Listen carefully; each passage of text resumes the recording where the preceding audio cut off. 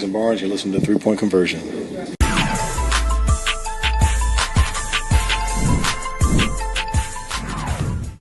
Dutch, the rookies, James and Kai. Could you assess what you saw for them today, and what do you want to see from them, I guess, moving forward after today's performance? As every first summer league, there was a lot of good things and a lot of teachable moments. I thought Kai's there were two great possessions where we got on the guys to pass it a lot more in the second half. Two great possessions where he drove and dumped off to the big. To be able to do that at his age, in his first game, that's impressive. Now, there's still stuff we got to build on. And then for James, we have to get him to play a little bit faster. He's used to playing with the ball in his hands, and we have to get him to make, you know how it is in the NBA. It happens like that. And these athletes, you can't dance with it. You need to be able to make quick decisions. I thought there were some great opportunities that he did that, and that's how we were able to get downhill for some lobs and for kickouts. But I think that's the main thing we can talk is just making quicker decisions. But there were a lot of positives. Now, we got to show the negatives as well and tell them what they can work on. But that's what's great about the NBA. We have another game tomorrow. Then second-year guys like Vern and Nick, what do you see from them specifically tonight? And then what do you, again, want to see from them to kind of help them development in this summer league play? I thought that the bigs did a great job of running in transition, looking to seal. Now, our guards have to do a little better job of getting the ball to him. I thought there were instances where they did, and we got some fouls. That's where we were able to get to the free throw line. The couple things that we need to work on is just our defensive urgency. Vern, we have to get him out of his shell of communicating more. There was a couple instances where our guards didn't know the screen was there, coverages, and just playing through stuff. Our guys got its first game. Guys got gassed a little bit, but we got to be able to go 4, 5. That first stretch, I didn't want to call a timeout. We had one coming, so I wanted to keep going. But the guys were gassed. I was just hoping for a dead ball. So I think just playing through some mistakes and playing through some fatigue, because in a game you may not get that many minutes, but you need to play as hard as possible when you get those minutes.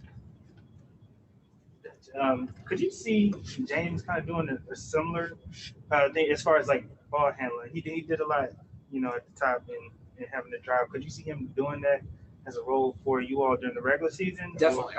I think his main thing is going to be able to beat guys off the bounce and attack closeouts. And I think the closeouts is where we have to get better, not just for him, but for everybody. We had a lot, especially in the first half. We had a lot of ball get swung, hold. Defense can set up now. We had a lot of hold, jab. That's not how we play basketball in Charlotte. Ball gets swung, kick it, let that guy attack.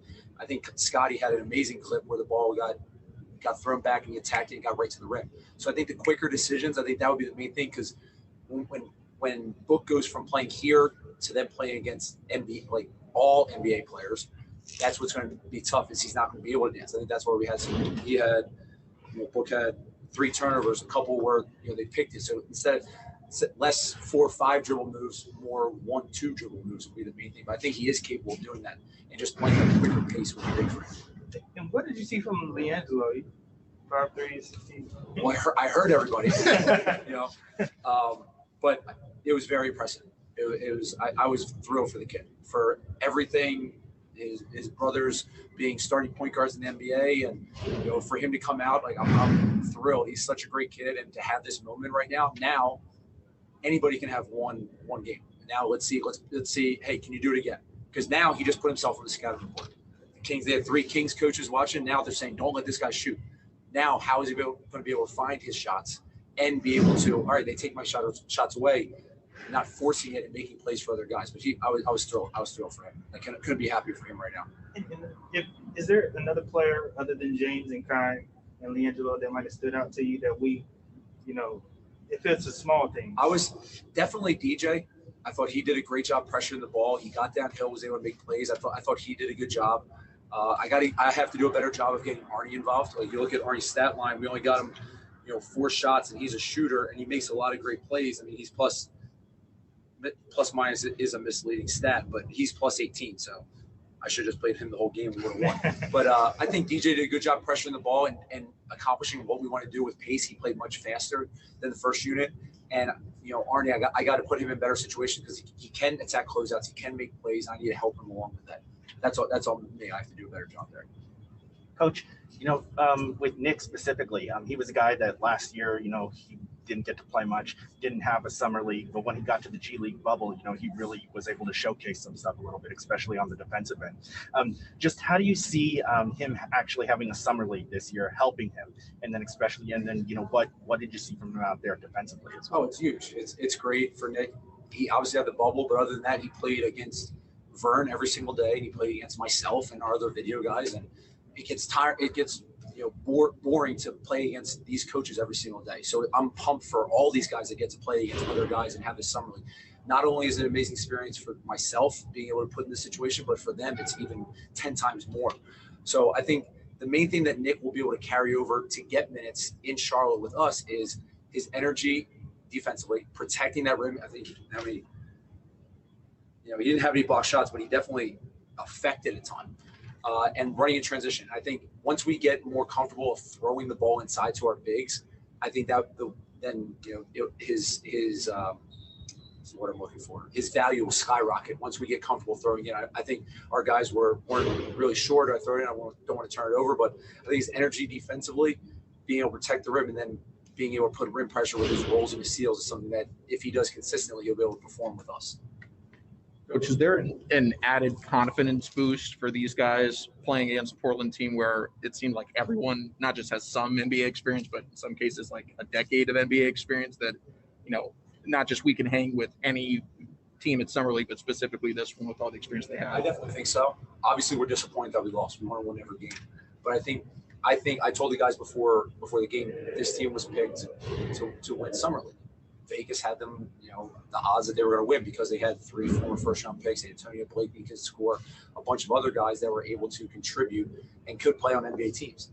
And I think it's great for Kai and Book and all our other guys specifically to play against those NBA veterans. So I think there should be confidence, but there should also be some disappointment that we let one slip. We were right there. We battled back multiple times, down the first half, down in the second half, battled back. There were multiple times, and we were right there at the end. Obviously, we have to be better down the stretch. I think there is definitely some confidence going into our next game that, hey, we held our own. We were right there. We have to do 2, 3, 4 things better, and we'll have a better outcome. And you touched on wanting faster decision-making. Is it easier to make that case to them when you see like 20 turnovers? And as you mentioned, some of them are from not being as quick as you'd like. Sure. There will be a ton of clips that we're able to show now. As a coach, I would love to show a ton of clips, but we're playing in less than 24 hours. So the assistants will definitely be on me to limit as much as possible. It's funny that during the regular season, I'm the one telling JB, hey, let's limit it. Now tomorrow I'm like, hey guys, I got 40 clips. Let's watch them that day.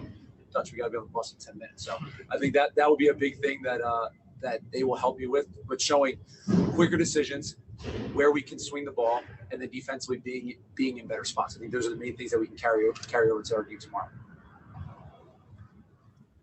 Awesome. Sam Perley, go ahead. Dutch, hope you're doing well. Just on a more personal note, what did it feel like for you to be out there coaching Summer League for the first game? And how much of, I guess, sort of is the adjustment process moving forward, not only to players, but kind of you yourself kind of learning on the fly and making adjustments? Like you said, you're at a kind of a very different position than you are in a typical kind of regular season format.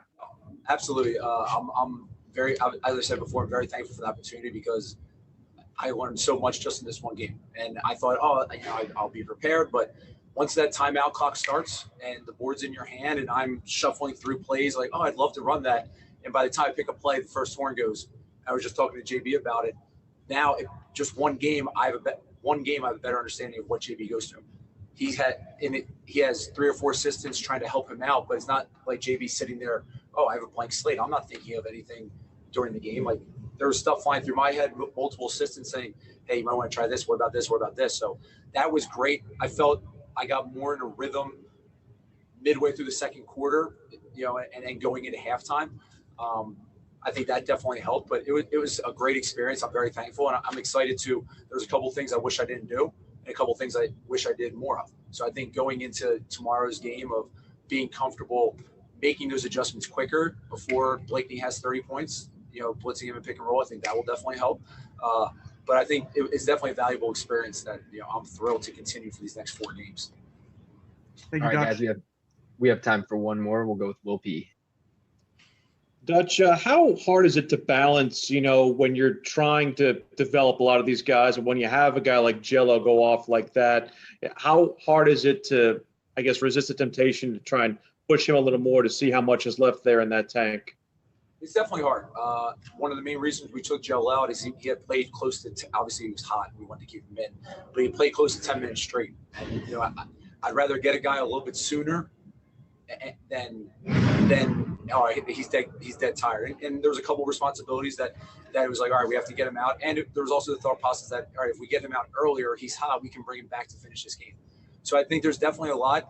You know, there was a situation where Book came off, turned it over, and I think I went right back to him the next play. Like he needs to learn those situations of, okay, all right, I just turned it over, and I want to see, okay, is he going to do the same thing, or is he going to make a different adjustment and do a better job taking care of the ball? So I think balancing that, and the assistants did a great job of. There were times where, all right, hey, I want to get somebody out, and they were like, hey, give him another minute, give him another 2 minutes, let him figure this out. So they're definitely doing a great job with me balancing it. But it definitely is hard. But I'm trying to do my best of balancing the development piece and, hey, we're in the game in the fourth quarter. We want to try to win that game. Awesome. Thanks so much, Coach. We'll see you tomorrow. Thanks, guys.